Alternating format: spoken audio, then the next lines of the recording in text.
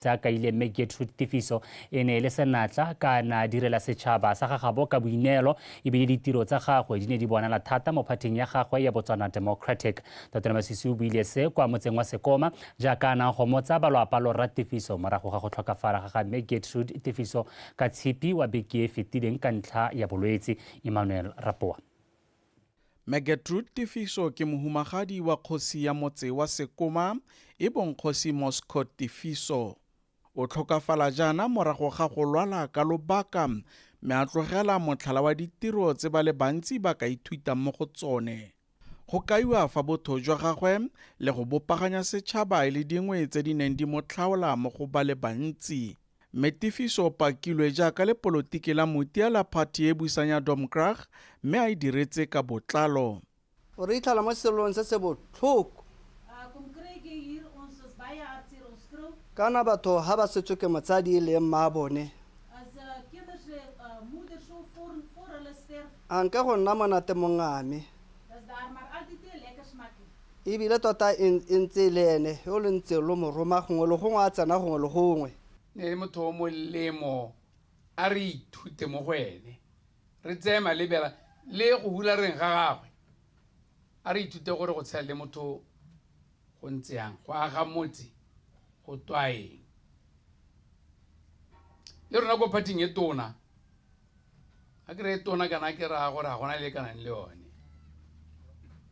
ra mollela re latlhegetswe ke leloko le le molemo le tlhopho e kima o tla re bereke thata e tle re kgone go buisetsa phatlha e kana ya e butseng a lwala a tsoga siek geweest en weer opgestaan mme ha e sa le ngwaga o hetileng ka June maruna a tsogelwa ke ditlhabi tse di sa moneelang sebaka. Go ikanya modimo mothata yotlhe ka metlha yotlhe ga nankolwa e le konokono go sedila matsadi a botlhoko a go latlhegelwa ke motho yo o neng a direla setšhaba sa gagabo ka botswapelo. mme nna puthile batho ba Sekoma na golagantse batho ba Boxpitsi le ba Sekoma na re golagantse le ko toropong le mo mokgatlhong o motona wa party na golaganya Botswana otlhe ne ba mo rata o le tautona wa lehatshe le mo lehatsheng go sena ape maemo a godimong ga gago mme o dire tiro ya kutlolo botlhoko ya go itshupa ha o le ra batho o lela nabo. Megetrude tifiso o tlhotse a bolokilwe ko gagabo ko motseng wa Sekoma mme o tlogela monna wa gagwe kgosi Moscow tifiso bana le bana ba bana ga mmogo le batsalwa le ene. Emmanuel Rapoa, BTV News, Sekoma. Tonakgolo wa lefatshe la The Bahamas re Philip Davis o solofetse mono Botswana ka moso mo mosong. Tonakgolo Davis o tla ba le mono mo loetong la malatsi a marataro go fitlhelela kgwedi le masome a mabedi le boraro. Tona Dr. Mokgweetsi Masisi le Tonakgolo Davis ba tla nela dipuisano mme morago gone ka moso ba tshwere phuthego ya bebegadikgang. His Excellency's visit to the Bahamas last year, he came along with the governor of the Bank of Botswana, who visited the Bank of Bahamas. Key to this is the world is moving forward. You know, we are talking cryptocurrencies, we are talking digital financial sectors. So what we want to learn from the Bahamas, because in the Latin America and the Caribbean, they have established one of the top financial service center.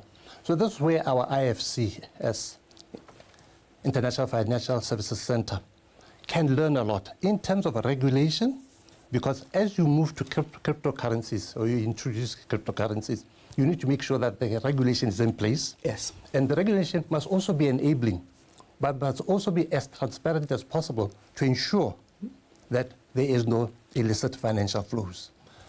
So as Bank of Botswana is looking to move in that direction by going, central bank digital currency. Yes.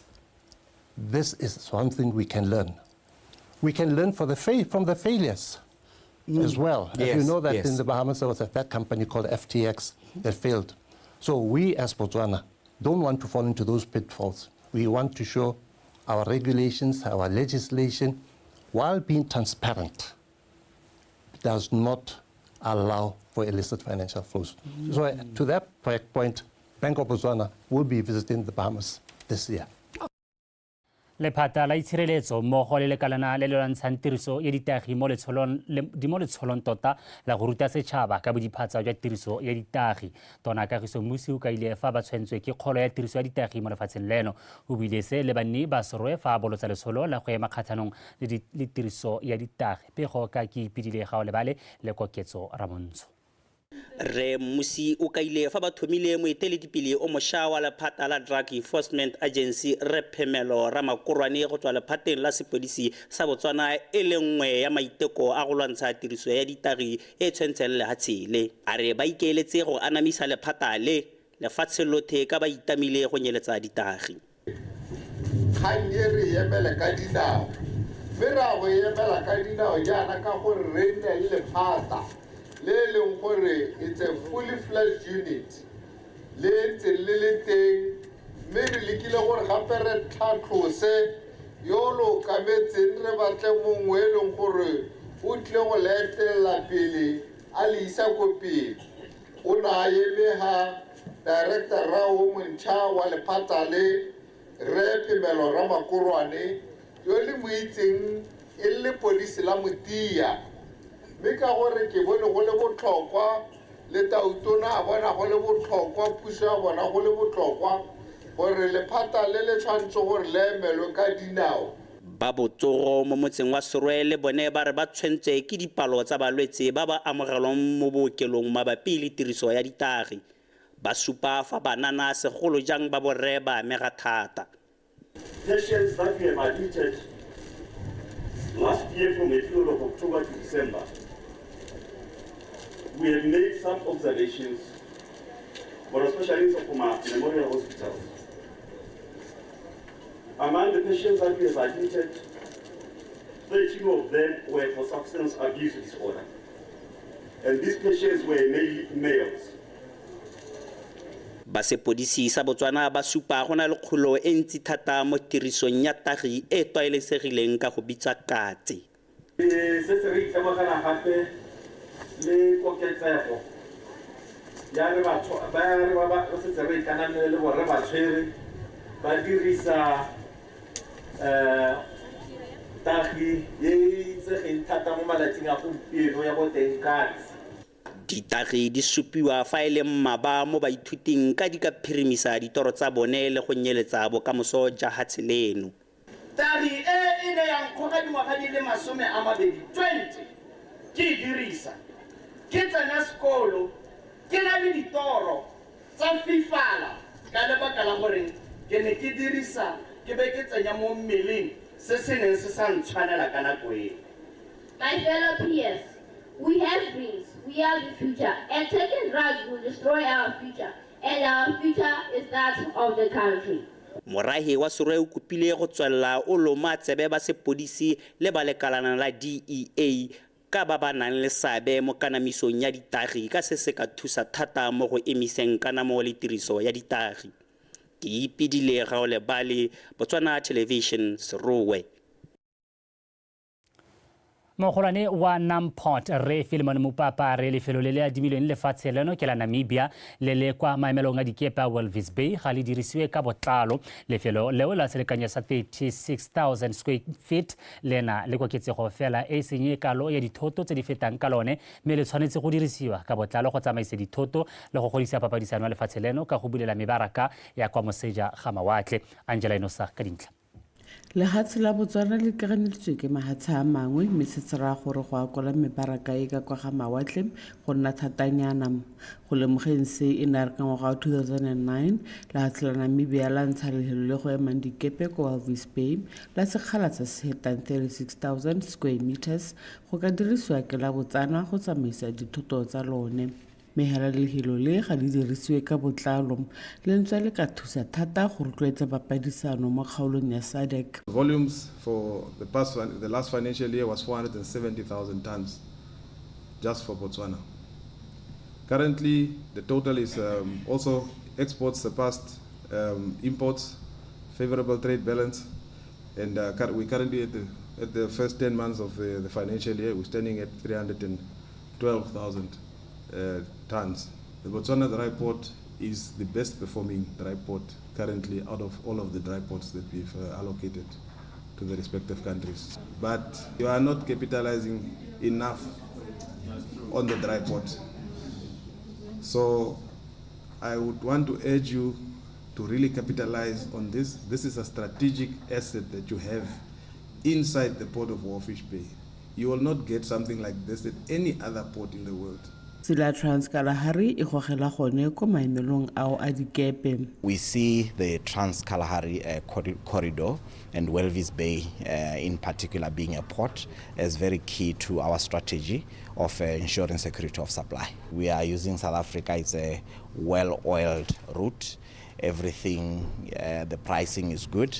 So a new corridor like this in terms of importation of fuel, the pricing doesn't normally favor us, but I think with more volume, you are also able to negotiate better rates, and therefore you are able to bring in more products through this route if you've got more volume. For the longest of time, Botswana has contributed only 3% of trade on the TKC. But now we are talking about 14%, 16% of trade that is moving on and is growing. We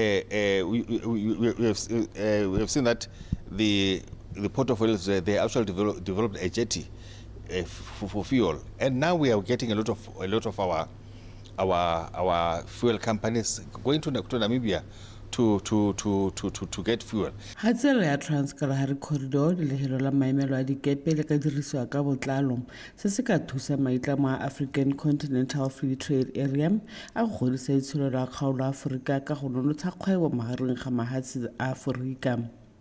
Angela Nosa, Botswana Television, gantsi. Go setse malatsi a sekae hela gore tshimo ya maungo a sikalo namune a Selebephikwe citrus e simolole go bapala maungo a mohuta wa namune go a rekisa kwa ntle ga lefatshe leno. Se se rotloeditse balemi ba namune mo kgaolong ya go inakanya le ba Selebephikwe citrus go ntsha dinamune tsa boleng go tla go akola mmaraka wa mafatshe a sele. Megadikgang wa Botswana Television Mamusisiska ona a etela dipolase tsa dinamune tsa Dikgang Ranch le kwadiwa citrus go utlwa maikutlo a balemi. Go simolodisiwa temo e kwa godimo ya maungo a sikala namune ya Selebephikwe citrus go simolotse go nna le seabe mo balemi potlana ba namune mo kgaolong eno. Selebephikwe citrus e rotloetsa balemi ba ba botlana go tsena mo mohameng o mme ba leme dinamune ka bokete jo bo kwa godimo le gona go ntsha dinamune tsa boleng jo bo eletsegang kwa mebarakeng ya mafatshe a sele. Mohama o wa temo ya dinamune o beile lehatshe la Botswana mo seraleng mme o le ha sebaka sa go phadisana kwa mmarakeng ya mahatshe a sele. Citrus ba go rogetse mo go nna mo kgaolong ye I'm just about 3 to 4 kilometers go tsena mo citrus. Ha ba goroga ba ne ba taba checka dinamune tsa me ba ira di test tsa bone gone ha time and again ba ne ba tisa ba bereki ba bone gone ha ba ba mpali thuto ya gore gongwe nka di baballa yang go di khanna malwetse. The Selebephikwe citrus project is not a threat to any one of us. Actually, I think it's a good stepping stone for all of us. It opened doors for us, it opened markets for us. So I believe on the end of the day, we can all be together in the whole citrus industry in Botswana. Ka thutoetso le ke monokeng e maleba balemi ba botlana ga ba ka tswelela ba inakanya le Selebephikwe citrus ba ka nna le seabe mo go godise mohama wa maungo a namune mo lefatsheng leno le go bona dipoelo tse di nametsang tsa mmaraka o solofetsang bobe ko ntle ga lefatshe leno. Mamusisiska, BTV News, Selebephikwe. Modulasetilo wa lekgotla la morafe la Nata Conservation Trust re di gagabatso Thabi a re ba kgonne go dira ditiro di le mmalwa tsa ditlhabololo go tsweng mo dipoelong tsa letsomo la diphologolo tsa naga go akarediwa go aga kampa ya manobonobo ya CT5 e leng boremelelo jwa lefelo la letsomo la diphologolo. Lekgotla le bopilwe ka metse ya Nata, Sepako, Mangotai le Maposa mme a tlhalosa fa ba eletsa gore molao kakanyetso wa go kgalela dirwe tsa diphologolo go tsena kwa ga mmamosadinyana o seka wa atlega ga ka buisetsa morago maiteko a dirilweng go fokotsa kgotlhang ya batho le diphologolo. Bethane Mando ka pego. tse ke dithabololo tse di dirilweng ke lekgotla la Nata Conservation Trust ka dipoelo tsa letsomo mme e le lekgetho la ntlha ba kola maduo a go tshela le diphologolo tsa naga letsomo le sena go bulela ka 2019 lentswa makgotla a ikemetseng a mafatshe a sele a ditshwanelo tsa diphologolo a kgala letsomo ba le kgakala morafe o ne o bona dipoelo le thabololo matshelo before re nna le letsomo re tshela ka di-gate takings ha go te re na le madi mo trusting re na le madi a ka tshwarang bo 150 to bo 200,000 pula mme gompieno sense re nna le letsomo re na le partner a re tshelang le ene yo e leng gore ke ene yo re pataganeletseng dikgang tsa rona tsa letsomo ka dikgang tsa letsomo re na le madi a ka tshwarang bo 4.3 million a e leng gore ko one a re dirang dithabololo ka ona mme re kgonne ka one madi a letsomo le ko gating ya rona ha o tsena o ta kgona go bona re kgonne go aga a courier shop re kgonne go thabolola di-office tsa rona le mo metseng ya rona hela yalo re gona le lenaneo le lengwe le leng gore le tswa mo mading a letsomo metse ya rona e 4 e leng Sepako Manxota Maposa le Nata ngwaga le ngwaga mo dikgang tsa letsomo re ba ha madi a kana ka 100,000 this year ba ha 100,000 the last year re ba ha 75,000 pula through their VDCs we are going up ka re lebeletse gore re nna re ba ha madi ka kokeletso ya 25% ngwaga le ngwaga lefelo la City 5 la Nata Conservation Trust le le boremelele jwa letsomo le na le dingwaga le sa tlhabololwe go hita go bulelwa ga letsomo go araba ditoro tsa bone ka gore re ne ra wina quotara e re winneng ra hella re bata partnera yo e leng gore ke ene wa agileng ha antse ya dirisana le rona wa agile kampae e le ya rona re le batho ba Nata Conservation Trust ke maduo a madi a letsomo a dirileng bonte jo le bo bonang jo bo hanojo jo e leng gore re ntse re sena jone before letsomo re ntse re na le setshahela se re sa bolo go nna re se bewa be re sa itse gore ka se dirisa eng tota toro ya rona ke gore molao kakanyetso ko parlamente yone ya UK o ska wa heta mme bile gongwe ba lebelle thata mabaka a mantsi a dirang gore bothokwa ja matshelo a batho le gore letsomo le thabolla ya matshelo a batho ba ska ba focusa thata mo kgang e nngwe hela gongwe ya ba e batang ya conservation gongwe kana bo photographing metse e go beyang diphologolo ka bontsi e bile di gapa matshelo a batho le tshenyo mo masimong ba re ba bona maduo a therisano e dirilweng ke puso go busetsa letsomo le le neng la ilediwa ka ngwaga wa 2014 letsomo le re thusa go hokotsa dipalo tse di go godimo tsa diphologolo mme ebile tumelo ya me ke gore ga di ntse di hulwa jang di a sia ebile di hella di itse gore ga utswa mo nko wa motho thobolo e teng mme rona mo Manxotae nna re tse re tshwetswa gore di hokotswe re neela di-trust tsa rona di-quotara tsa gore e nne lone letsomo le re ka ro tsomang ka di-quotara bone ba di-trust go na le madi a ba neelang motse mme madi a re a kgaogantse ka dijarata tsote go ya ka dijarata tse di teng mo metseng mme se re dumela gore se kgonne go thusa matshelo a batho ka gore ba kgonne go reka dijo bangwe ba kgonne go duelela bana ba bone ko sekolong le fa go ntse jalo go santse go na le mabadi a kgothang fa gare ga batho le diphologolo le gompieno kwano ga ke ikutlwe le ha le gopola me le robegile le ntse yana le ha ntule botobo gompieno ga gona sepe se nka se berekang nna ke dumetse Paulos ke ngwana ga Isaac Tshwane wa ngwagono wa go rata bolawe ke to ga bona ke le ha yana ha ke ikutlwe sentle maloba ile a ta itsena mo jarata ya mito kana ke ra gore setse di gorogile ga ke bua yana gore re jaaka Sepako ngwa gona sena metsi gore re kgwedi yone se mla iprele eta bore le mo mathate e bila ne go te ke rona ba re laolang ne re le tsumela go le simolela gompieno gore di kgone go boela morago molao kakanyetso o go tla buisanang ka one ka la botlhano wa beke eno o tla pele ga paka ya go bulela letsomo kgwedi e tlang mme morafe wa re go lebelele mabaka a patikang a ba tshelela mo go one a dipalo tse di kwa godimo tsa diphologolo tse di ba thorontshang tsatsi le letsatsi Bethany Manto BTV News Nata ga re boela mono ga borone ba bega dikgang ka botswelela ka go nna le seabe se se kwa godimo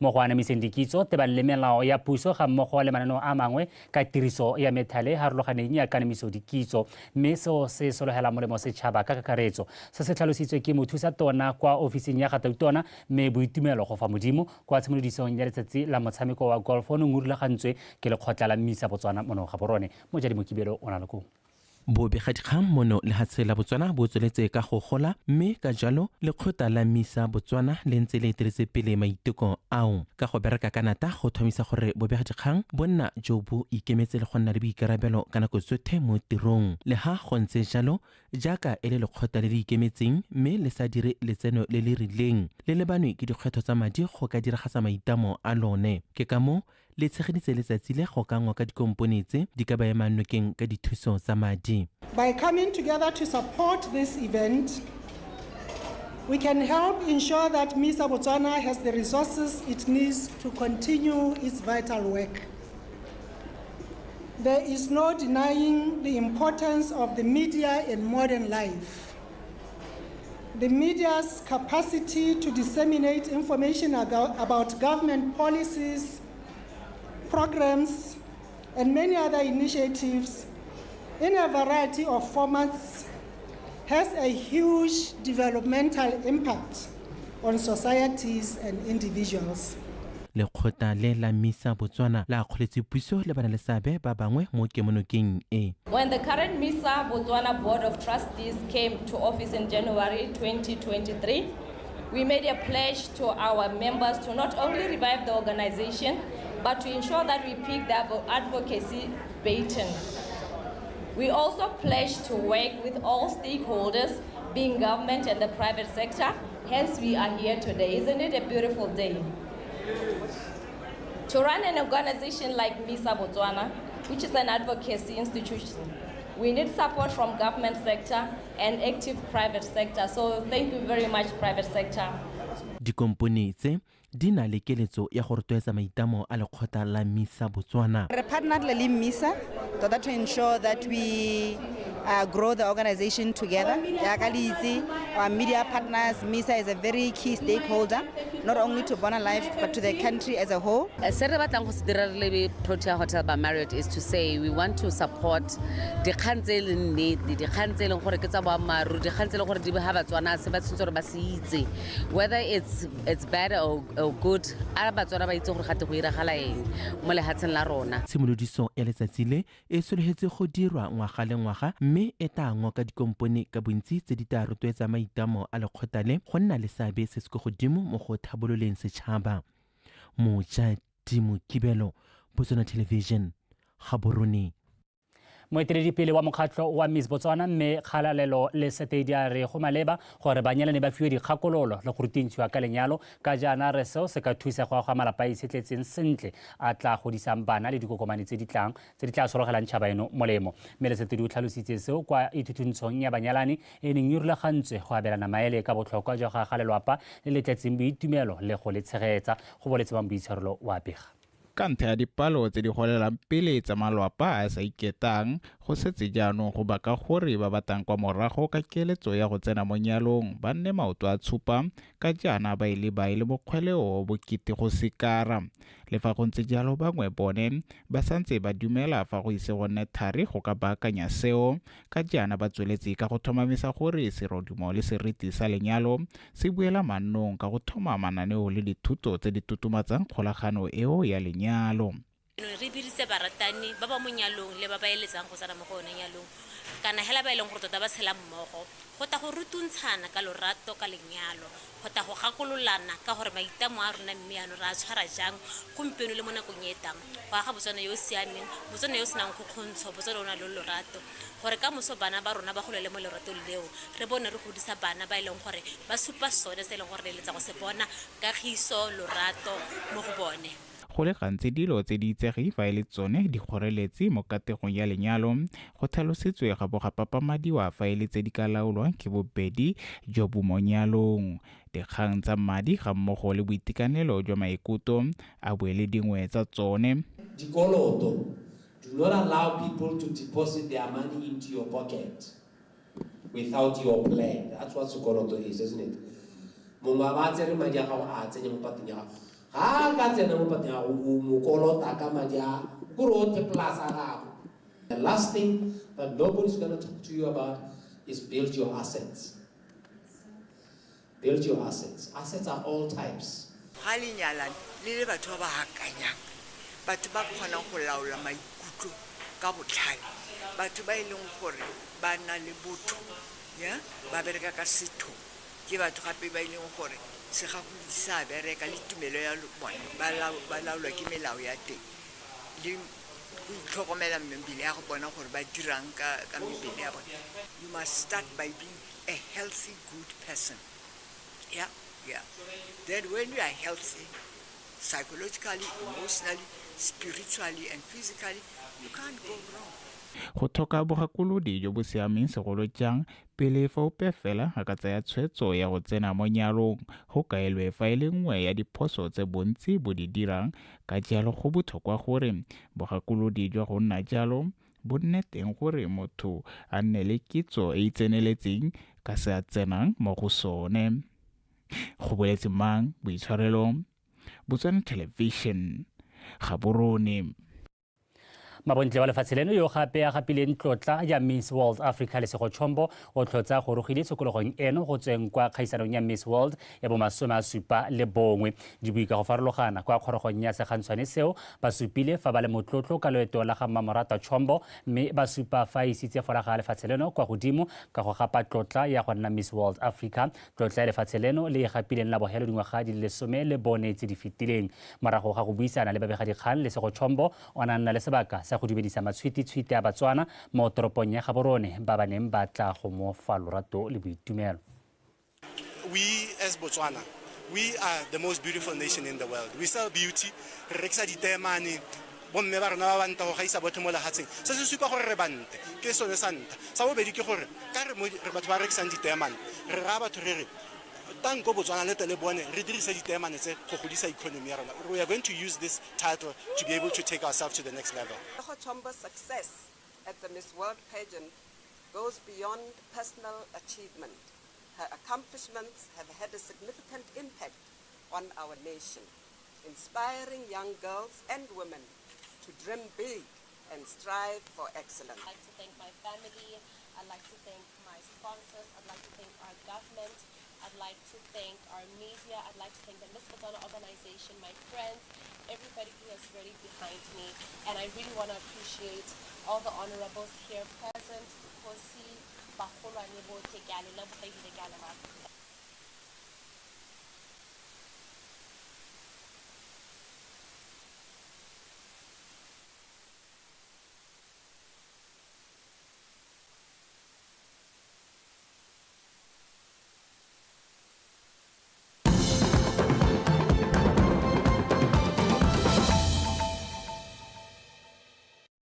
Wetso o lebile dikgang tsa Botswana Television ra tswelela go boitumelo kwa sekolong se segolwane sa Shashe kwa Tonota jaaka se pelela maduo a mophato wa botlhano a ngogola mo dikolong tse dikgolwane di le 30 le bone lefatshe ka bophara. Sekolo sa Shashe se mo maemong a borataro go tsweng kwa go abofela bobedi a ngwaga wa 2022 mo kgaolong ya legare ena le dikolong di le 12. Sekolo se ke sone se se kwa godimo ebile baithuti ba le bararo go tsweng mo go sone ke bangwe ba ba gaisitseng ba bangwe mo lefatsheng. Faith Ditete wa bega jaaka kgosi ya motse e ne begelwa maduo a mante se se totomatsa thata botlhokwa jwa tomagano ya bodiredi jwa sekolo le boeteledipele jwa motse go bile ganankolo a bonya jwa batsadi mo go thuseng ka thuto ya bana sengwe se se mampele maiteko a go dira botoka mo thutong. Go na le bothatanyana mo go ha re ntse re kgweetsa sekepe sa rona sa Shashe ne go tshwenya Mr. Majingo le bana ba ka re khona go itemogela gona le mo nyana mo go ka re go gogela go tukonyana kana mo go thogang le mmitwanyana but mme ke itumella gore molemo o ile wa heta BOSUPA ke le go thata ke khosi tsane go se malusi le le go kola gago ha ne le sena sabe khosi madua na tshwantse gore Anthony le ha ka tswana dirwe mo motseng wa gaetsho wa Tonota. Matata a matuna re nna o ba gatsi ke botsadi botsadi ga ba re thuse bana mo tshwanetseng ke sone bona le gompieno ga boyo. Sekolo se gwetilwe go tsepama mo go kgoneng maemo a ntlha mo lehatsheng lotlhe. Thotloetso e le go tswelela ka methale e ba e dirisang go tokahatsa maduo ka jana e ba berekela. Ke batla gore se le se hiteletseng go hita mo go number 5 today ngwagota le se oketse gore re kgone go ya go number 1 ko motho o hela jana ha ile gore ke boitsholo ra o ngakalla mo boitsholo ha ile gore ke we did a lot.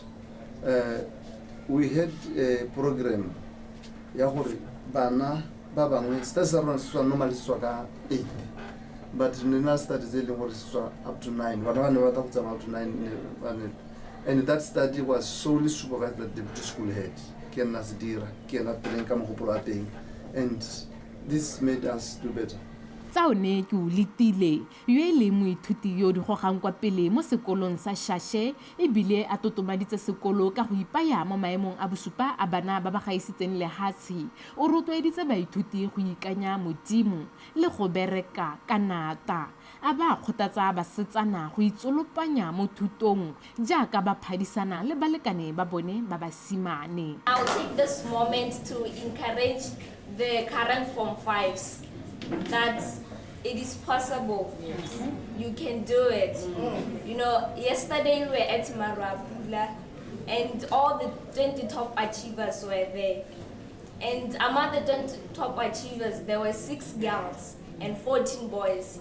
I would like to encourage all the girls that you can do it. Go nna maoto a tshupa ga batsadi bangwe mo thutong ya bana go a thobaetsa hela thata mme kgosi ra dipitsi o kgotaditse bodiredi jwa sekolo go godisa tiro ente e ba e dirang ka ele tema e bonalang go gogela ko ngwageng wa tebelopele ya setšhaba ya 2036.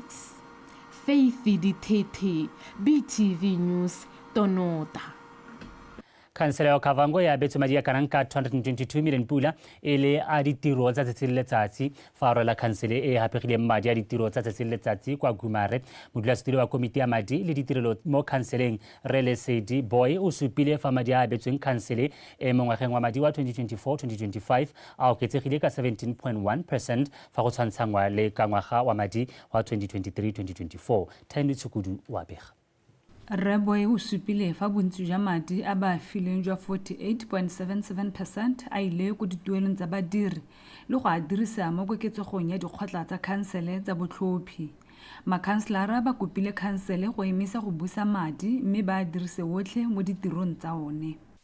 The provision will cater for officers' salaries, members' salaries, allowances, overtime allocation, employers' pension contribution, and members' funeral benefits, among others. The vote has increased by 40,913,258 kula when compared to the 2023-2024 allocation of 122,375,761 kula. Re batla go gore ditirelo a di ko bathong ga re bate mo ka gatella e thata ka gore go a diragala mo dingwaga tse di hitileng le one re tswa mo gone re dumela gore go na le madi mangwe a ta boa a boela ko letole la puso mme dikgwetho di setse di le teng mo kgaolong hela go dumela gore madi a berekile mme rona ntse re bona gore dikgwetho di teng ke yone hela re batlang gore ha e ka nna teng o ka itumedisa thata. Le fa go ntse jalo bangwe ba makhanselara ba ntshitse la bone tebang le kgaogano ya madi. Ke itumeletse hela gore re na le dikolo di le 3 mo Gumare mme gompieko mo budgeteng ya gompieno ya 2024-2025 go supagala gore re hilwe madi a le kanang 85 million gore sekolo sa rona sa bo4 sa agiwe mo Gumare mo kgaolong ya rona ya North ka gore motse o golela go ne ka ko.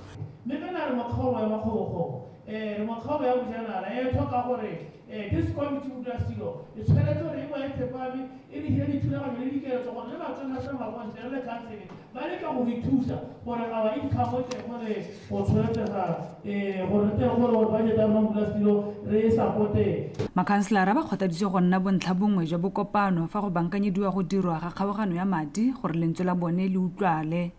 Tiny Chukudu, BTV News, Gumare. Kansele ya Bokone Bophirima e rotloeditswe go tla ka methale e farologaneng go itirela letseno le le tla tsamaisang ditirelo le ditlhabololo tsa kgaolo eo. Se se builwe ke bangwe ba makhanselara kwa Maung fa ba kgela mo pegong ya madi a dikhansele di a fiwang ke puso go dira ditiro tsa tsone. Anthony Thobogang wa bega. Kansele ya Bokone Bophirima e ipeetse seelo sa 292 million e le madi a ba dumelang fa ta thusa mo ditirelong le dithabololo tsa kgaolo eo, mme bontsi ja one bo tla thusa bodiredi ga mmogo le dituelo tsa makhanselara. Fa bega pego ya madi a 2024-2025 a tswang ko pusong, modulasetulo wa komiti ya tsa madi Rre Ntlogelang ke Bonyekgotla o tlhalositse fa go na le thaelo ya babereki, mme jaanong ke nako ya gore khansele e tswa ka methale ya go itirela madi go kgona go thiba diphata ka go hira. Ba lekile ba totege ka bontsi go bona re itirela jang madi, but we are focusing more mo di-projecteng tse ditona tse di batla gore direla madi. Re tlogela dilo tse le gore they are already there, long hanging fruits. Bo environmental ga ba collect jaaka tshwanetse ba collect. Re na le some packing laws tse le re gompe kwana, we are doing something about them tse le gore they have been there di diriswa ke di-private entities e le tsa council le ba sa duele. So we are trying to expedite this process go bona gore sengwe le sengwe sa council se ka bo se tsenyetsa madi se sa batle dilo tse dintsi se simole go tsenya madi. We have our neighbors ba ile gore ke bo Zimbabwe, bo Zambia, bo Namibia. They are doing very well modulasetulo more generating on source. So how ya ko bo Livingston, o ya ko bo Vic Falls, o ya ko bo Swakopmund. The council ya Swakopmund ina le guest house ya yona right in the city of Swakopmund. So these are things that we need. Gone are the days modulasetulo where we say council ya go compete le batswana. If you go into a business modulasetulo, go into a business you know you will penetrate. Ha ntsha la gagwe modulasetulo wa khansele ya Bokone Bophirima Re Itumeleng ke lebetseng o gwetile makhanselara le bodiredi jwa khansele go ikopanya ka mowa o mongwe fela gore ba tswe methale e nonofileng e ka nnang le letseno le le botoka. So we need to come up with those things. Re bolelle batho gore no, we are trying this. Re tshwaragane le makhanselara, whether BDP, BCP or UDC, we need to, at the end of the day, 5 years you are Amaroth. Type of the country lirai. It doesn't matter what one knows most still no one else mama. Type na kanya gore lirai. Makhanselara kgaolo eo a gwethilwe go tsaya mono ka tlhoafalo ka o ka tokafatsa tsamaiso ya mananeo mo kgaolong jaaka dikhansele tsa mahatshe a mabapi di itirela ka ditsompelo tse di mo dikgaolong tsa bone. Anthony Thobogang, Botswana Television, Maung.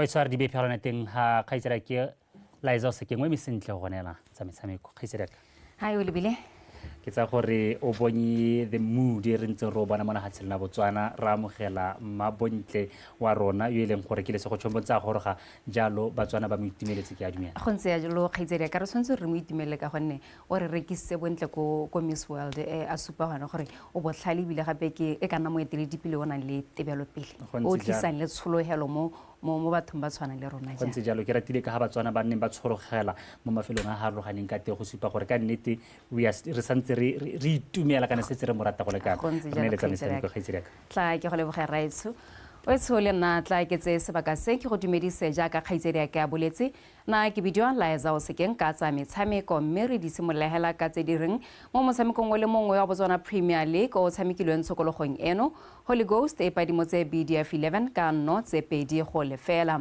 Dino tsa Holy Ghost di tsene mo karolong ya ntlha ka Denver Mayor le Patrick Kaunda go tlatlosetsa setlhopha seo sa kwa Mopane kwa maemong a bo 13 ka dintlha di le 17.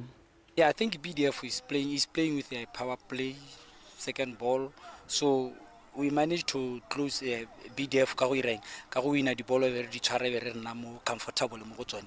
If we have a depth more midfielding, that's why no ka khona BDF. But if you want to, is going to punish you. So the best way is to put the ball down. That's why I bring in Bo Brendan, Sandy, Diabate, and the poster, because I know that those are the guys who play ball down there, so that we attack with the left back and counter experience counter kids up front, even to defend. I don't know. Holy Ghost still got the same pattern, same way. Free kick, first goal, second goal, the last. Same. And Hasiso serving Harabu Akason, because we knew Banale, these players, Barba Fowler in most cases, because Roberto Kepelo, player telling what they would. But also because they will dribble, and we've said it. Gap steady within the area will cost us. But of course, we are dull. BDF 11, we are dull. mo go tse dingwe setlhopha sa motšhudi Thunder Chiefs se kgwathisitse sa Setiphola ka dino tse pedi go lefela mo motshamekong wa ligi ya First Division ya Borwa o neng o tshamekelwa kwa mabaleng a River Plate maabane a rutlwepego ka Bodilo Mogorosi. Setiphola ba tsene mo motshamekong o morago ga phenyo ya dino tse tharo kgatlhanong le Gunners fa motšhudi Thunder Chiefs sone sa tswa go pallana le Mogodisane Fighters ka maleka lefela setlhopha. Motshameko o simolotse o le bodutu ditlhopha di santse di tlholana meno mme maaparanko ba simolola go lomaganya mo motsotsong wa bo 30 ba tsenya kgatelelo mo le moragong la Setiphola one mo oketsane a bona sebaka mo motsotsong wa bo 32 fela a retelelwa ke go fa magosi ketapele. Setiphola le bone a bo ba sa nna fela ba loka gotlhe go bona nno fela le bone ba ita sefolletse mo karolong ya bobedi maaparanko ba tla ba ithulagantse botoka ba ala kgwelefatshe ebile ba kganeletse Setiphola mo karolwaneng ya bone ya di 18 mme ya re karolo ya bobedi tsamaile metsotso fela ile 10 Legend Monyake a kwadisa nno ya ntlha ya magosi.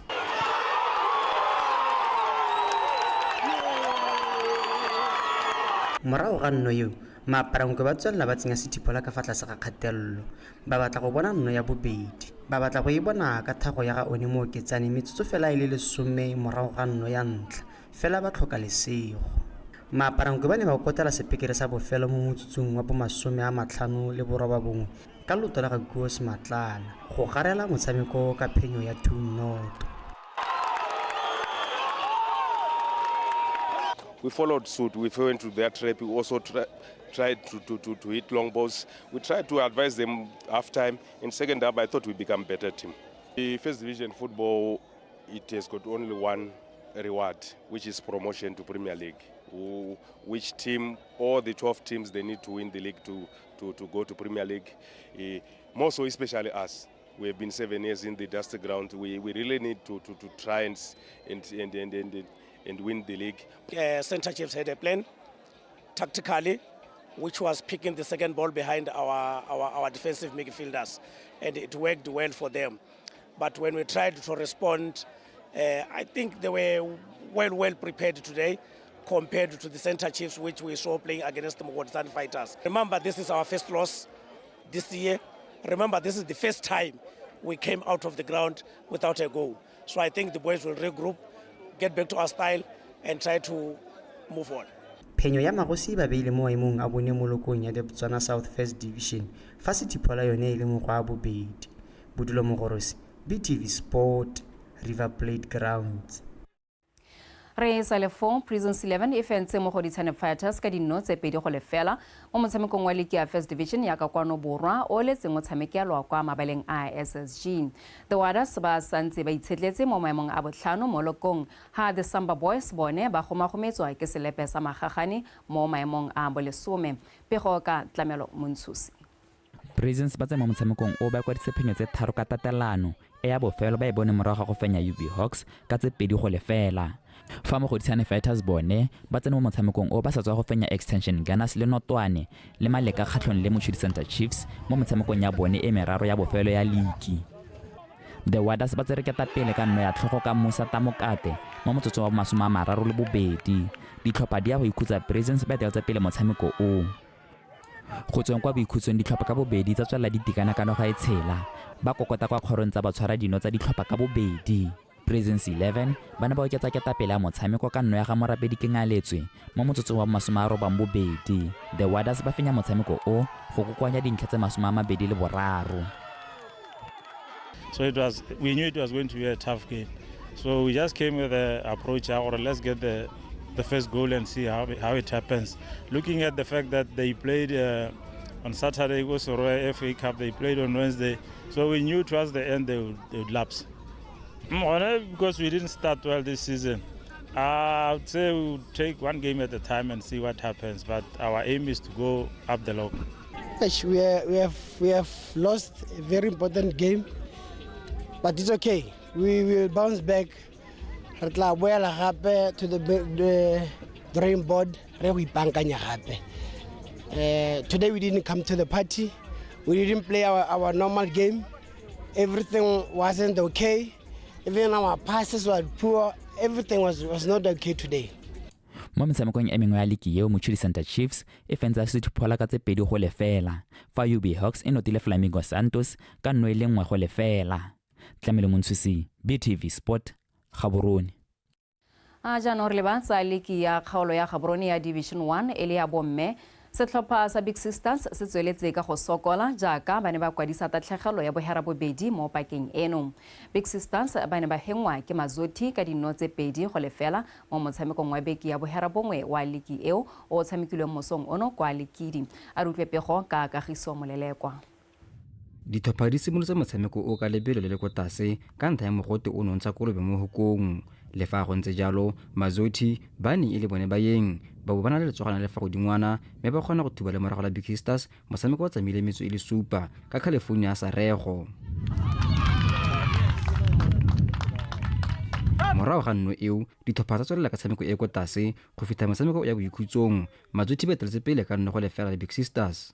Morago ga nako ya go ikhutsa motshameko wa tswelela go se sepe se supa matshosetsi ya re metsotso e supa fela mo karolong eo. California sa rego a ipueletsa a bonela Mazoti ya bobedi ebile e le yona bofela motshameko go neela bana ba ga Mokatsi Eric Bolotsang phenyo ya bone ya paka eno fa Big Sisters bone ba kodisa tatlhegelo bofela bobedi. We didn't respond.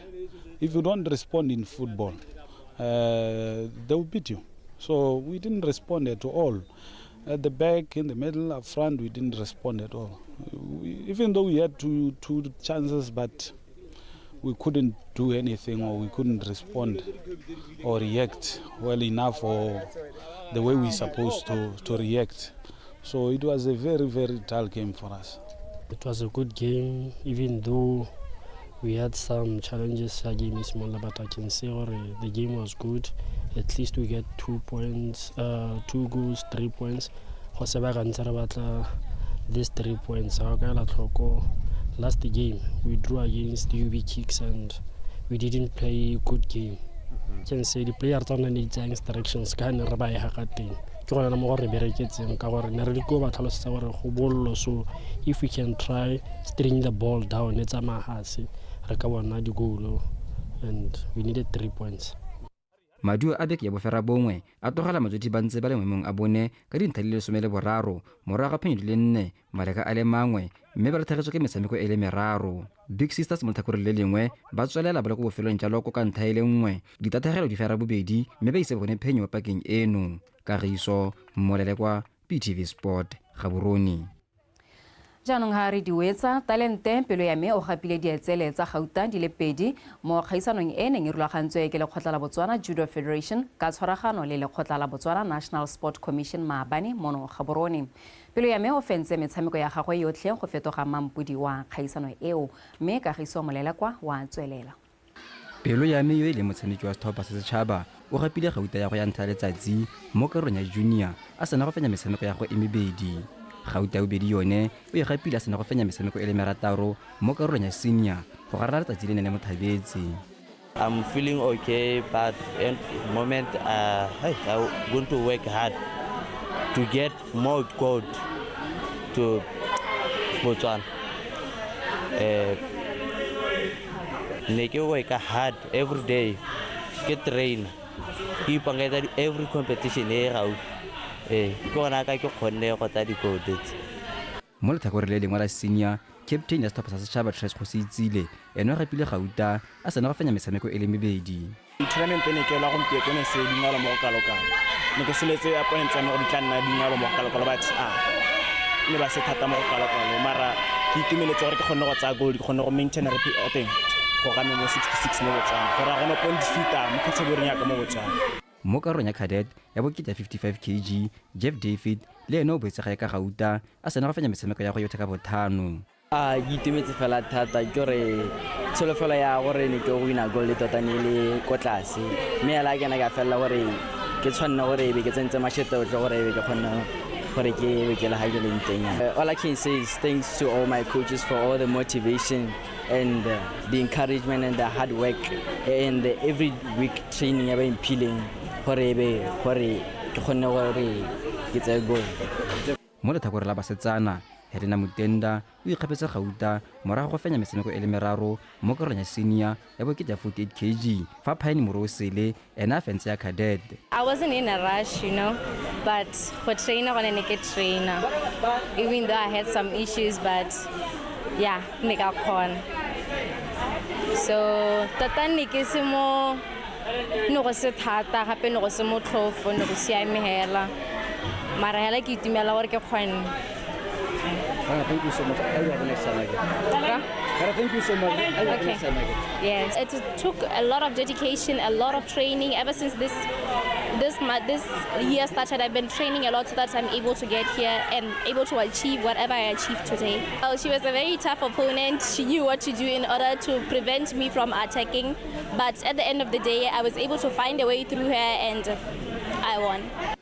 Kgaisano e ne e le ya ntlha le kgotla la Botswana Judo Federation e ne e tsene ke batshameki ba le 150 mo dikarolong di akaretsa under 23 kg ya ba dingwaga tse supa go ema ka borobedi e le ya basimane, under 23 kg ya basana ba dingwaga tse di robang bongwe go ema ka lesome ga mmogo le senior ya bomme le borre. Kgaisano e ne e dirisiwa gape go thusa mo go ribololeng talente go tswang ko moding. Kagiso Morelekwa, PTV Sport, Gaborone. Wetso pego eo e ne ga re la jalo dikgang tsa rona tsa metshameko nna le wena re tla kopana gape kgante jana ka nako ya bohera bongwe ha ke di go neela jaanong ke di ranotse ka teme ya sekgowa mme kgaitsereke o lebile samoka o eme sentle gore gakolola gape dintlhakgolo tsa rona. Tla ke go le kgaitsereke re kopane kgante ka nako ya bohera bongwe. Go ntse jalo retso. Wetso re pele di khutlisa re kgakoletseng ding di tlhomile kwa setlhong. Tona kgolo wa the Bahamas o solofetse go goroga mono ka moso.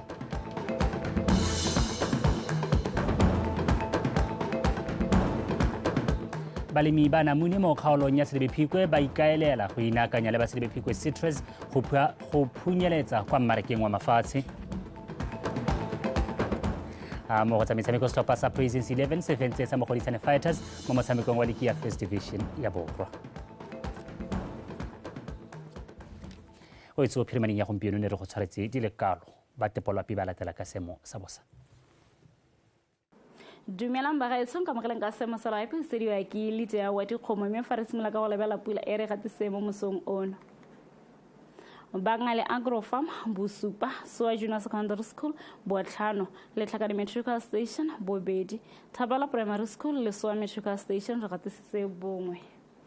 Fa re lebela santsa sa loapi maitsebeng ano se re sepetsa marumo a felong ka bontsi a lefatshe leno go matsetselela ka mosogona se se re go thibile mme re mo tsamayana go thibe ka bontlhabong ka kgonagalo ya pula ya diphefo dikgadima mo mafelong mangwe a dikgaolo tsa borwa botlhaba kgatleng kwene le borwa jwa legare fa mo dikgaolong tse dingwe gona re setse re go thibile ka bontlhabong ka kgonagalo ya pula ya diphefo dikgadima mo mafelong mangwe a kgaolo ya kgalagadi. Mo maphakeleng gona se se go ikutlwa go le mogote lefatshe leno ka bophara ka 20 go ya go 24. Fa re lebela mo sekolong gona se se go ikutlwa go le mogote mo dikgalong tsa borwa botlhaba kgatleng kwene borwa le gare le bokone botlhaba ka 33 go ya go 35. Fa mo dikgalong tse dingwe gona se se go le mogote thata ka 36 go ya go 32. Fa re lebela ditoropo dingwe mo borwa ba Aforika gona se se go apogile ko Port Elizabeth ga mmogo le Maseru ka 30 20 bosupa ko Port Elizabeth fa go Manzini gona se se go thibile ka 24. Antlarivo se se go thibile ka bontlhabong ka 26 fa go Beira gona se se pula ka 24. Harare gona se se go thibile ka bontlhabong ka 22. Darussalam re tswetse pula ya diphefo dikgadima ka 31 fa kobolantho ya gona se tse re go thibile ka bontlhamo ka 26 ke sone seo se masalapina ke le tshwaretse go le kalo boroko.